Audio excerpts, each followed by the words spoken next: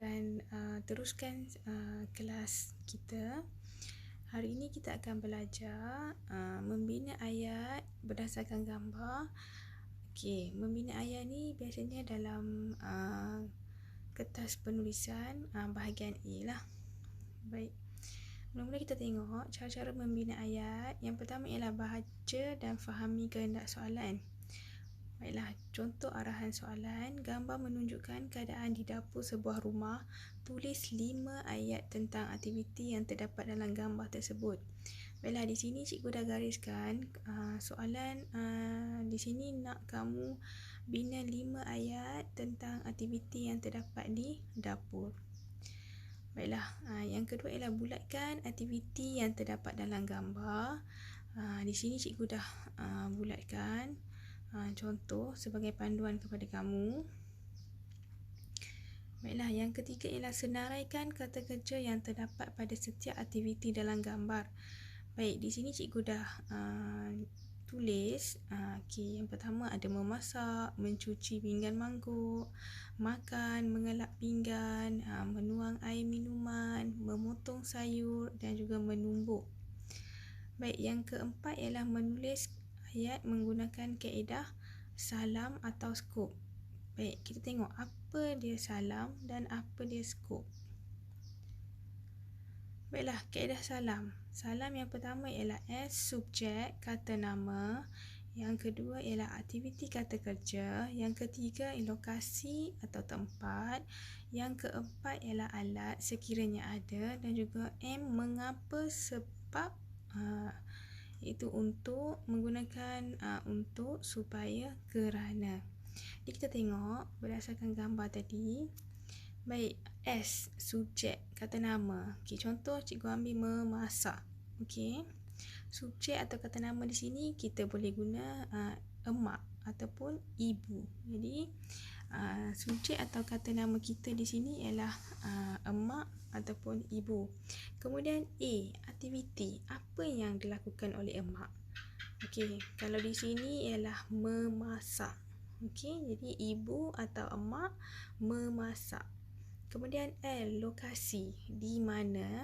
Di mana? Di dapur. Baiklah, kemudian A, alat. Okey, di sini alat sekiranya kita nak letak, okey, kita boleh letak. Kalau kita tak nak letak, tak mengapa. Jadi alat yang digunakan, okey, kita boleh, okey, emak memasak tu di dapur, guna apa? Boleh kat sini kita, kalau kita tengok gambar periuk ataupun dapur gas. Kemudian mengapa? Mengapa mak memasak? Di sini kita boleh tengok mak memasak, kita boleh andaikan untuk makan tengah hari. Baik. Jadi kita dah lengkaplah salam. Jadi contoh. Okey, contoh ayat. Emak sedang memasak kari ikan di dapur untuk hidangan makan tengah hari kami sekeluarga. Jadi di sini cikgu menggunakan teknik salam tadi. Okey, baik. Jadi yang kelima, kita dah membina ayat lengkap berpandukan kaedah yang diguna pakai, itu salam tadilah. Kemudian kalau skop. Okey, kaedah skop. Kaedah skop pun lebih kurang sama saja. S, siapa, K, kata kerja, O, objek, P, perluasan ayat. Okey, kita cuba. Okey, kita cuba menggunakan aktiviti yang kedua. Baik, aktiviti yang kedua. Kita cuba mencuci pinggan mangkuk. Okey, menggunakan kaedah skop. Okey, S, siapa? Siapa yang mencuci pinggan mangkuk? Kita andaikan kakak. Okey, kemudian K, kata kerja. Okey, kata kerja. Mencuci. Kata kerja yang digunakan ialah mencuci. Kemudian O, objek. Kan skop tadi kan. O, objek. Objek apa yang digunakan? Mencuci pinggan mangkuk. Objek. Okey, kakak cuci pinggan mangkuk guna apa? Menggunakan span dan sabun. Jadi P, perluasan ayat. Okey, kenapa kakak cuci pinggan mangkuk? Kakak mencuci pinggan mangkuk menggunakan span dan sabun supaya bersih. Jadi di perluasan ayat kita tu kita gunakan kakak mencuci pinggan mangkuk menggunakan air dan sabun ke span dan sabun supaya bersih.